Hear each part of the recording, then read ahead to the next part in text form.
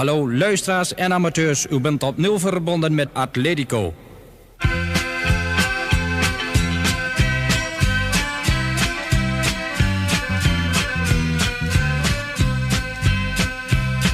Hij had in het geheim een sterke zende. Atletico, dat droeg hij als naam. Hij had reeds een grote bekendheid. Zondagsmorgens was hij op de band.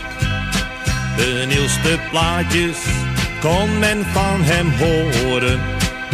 De rapporten kwamen ver uit het land. Het ging goed tot einde februari. Daarna was het met Atletico gedaan. Oh PTT, waarom moest dit gebeuren? De vleugels lam, dankzij de overheid. Atletico uit de lucht, dat werd een droeve klucht. Daar heeft men luisteraars mee. Atletico uit de lucht, dat werd een droeve klucht. Daar heeft men luisteraars mee.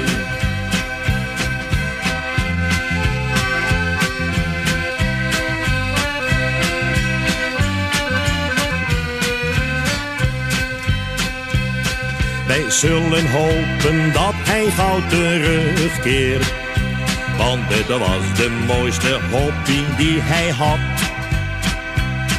En mocht u hem eens horen in de ether, vraag gerust een verzoekje bij hem aan.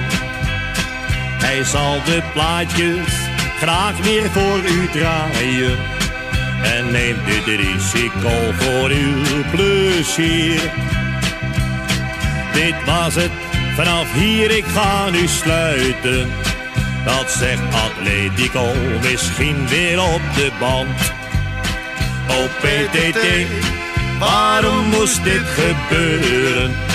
De vleugels lam, dankzij de overheid. Atletico uit de lucht, dat werd een droeve klucht. Daar heeft men luisteraars mee. Atletico uit de lucht, dat werd een droeve klucht. Daar heeft men luisteraars mee. Oh PTT, waarom moest dit gebeuren?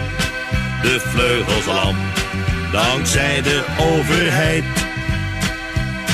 Atletico uit de lucht, dat werd een droeve klucht.